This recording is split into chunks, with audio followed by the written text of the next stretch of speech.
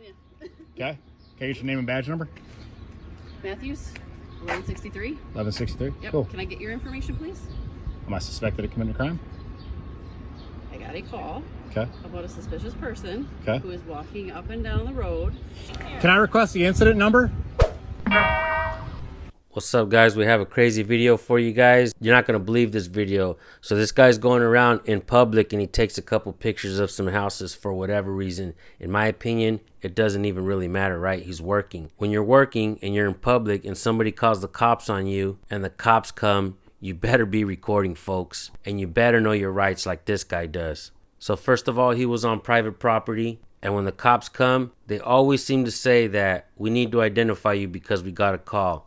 Folks, pay attention. You don't have to identify because the officers got a call. You don't have to identify.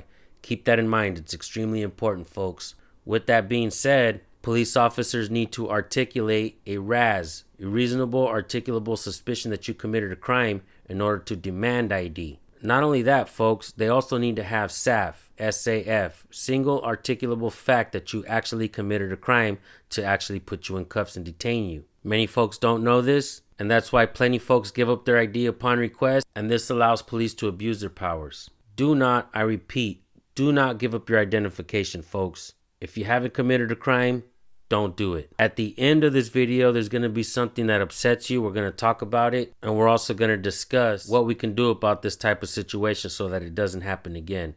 All right, folks, let's get right to the video. Make sure you subscribe to the original channel. I'll drop the links in the description and in the pinned comment. Here you go, folks. Approaching houses. Okay. I'm investigating a potential crime. Okay. Are you going to give me your information so that I can investigate? You suspect me of committing a crime, but I can just tell you that I was on the sidewalk. I was taking pictures of this house for a reason that the owner knows, and that's it. Okay. So you have your ID on you. I'm not going to provide you with ID unless I've committed a crime.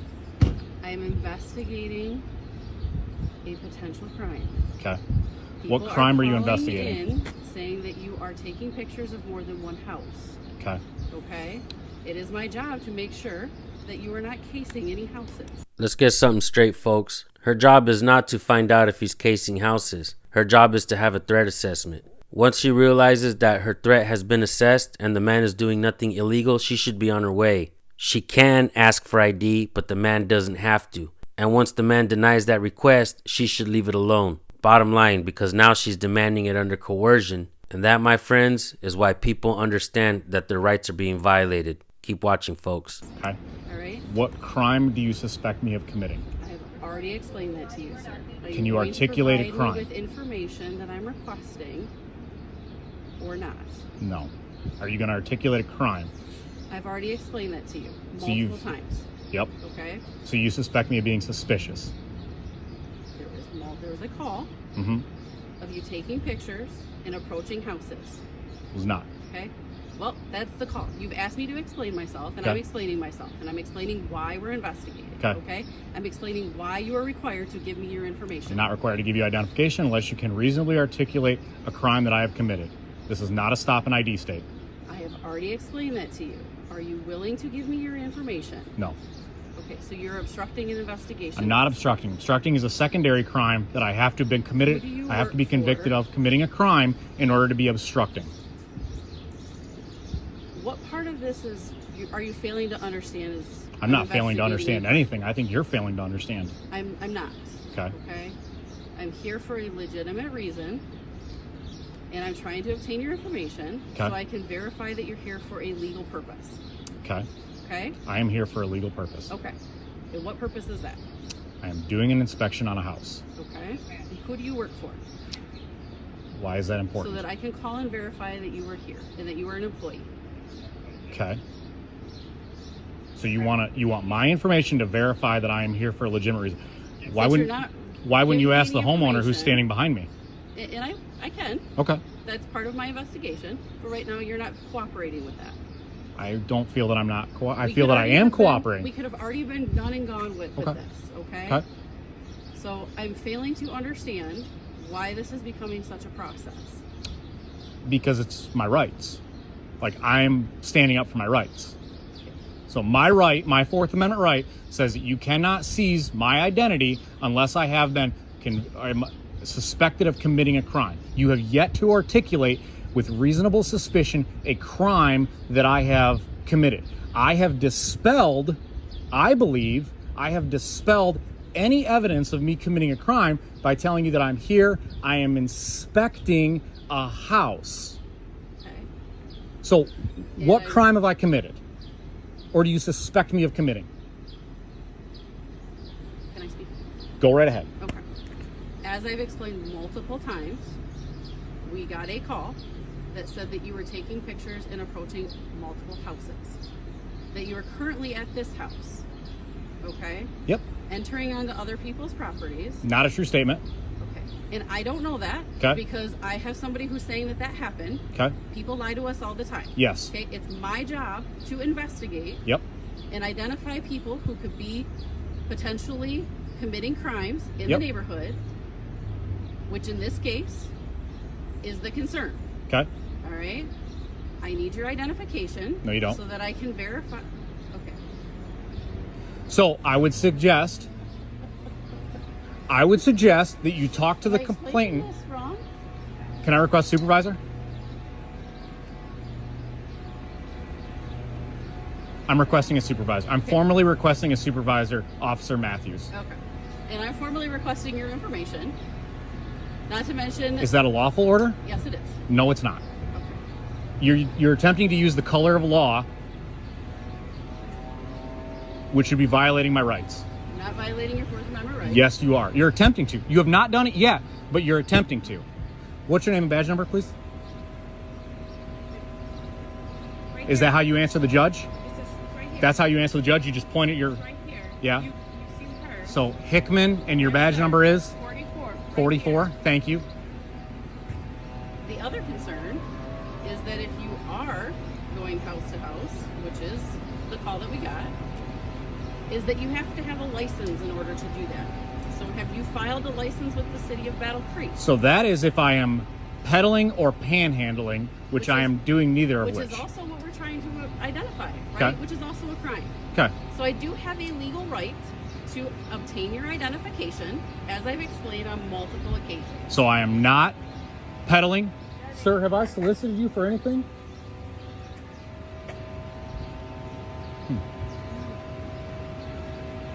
Do you understand why this is way more complicated than it needs to be?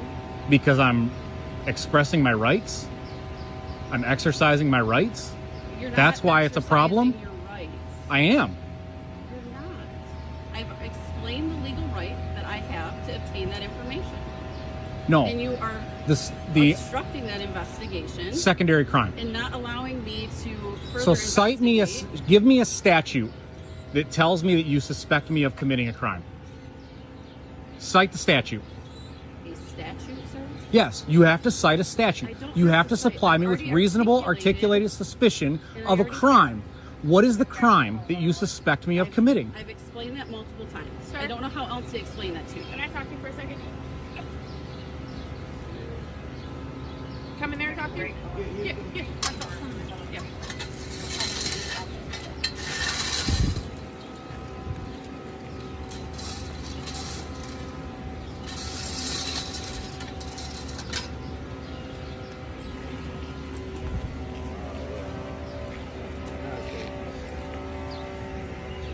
And this is the part right here, folks, that makes me angry. The dude sitting down is going to give up the man's name. Keep watching.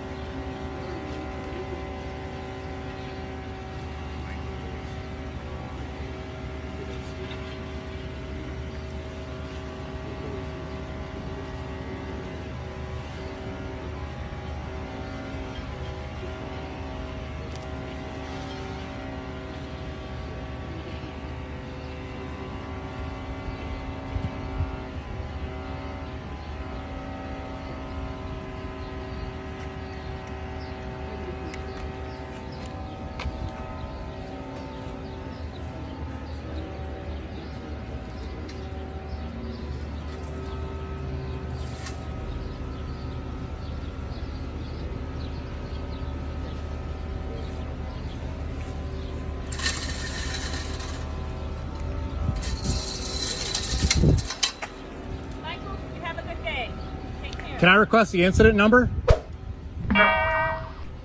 Officer Matthews, are you not going to provide me with the incident number when I requested it? Or the supervisor when I request the supervisor? If you want to talk to somebody, you can call, okay? Okay, who's your... I'm not going to provide you with your information. I'm not going to provide you with an incident number because I don't know who you are. What's your sergeant's name? It's Sergeant Henley. Sergeant Henley? Okay, perfect. Thank you. I'll be filing up with a formal complaint.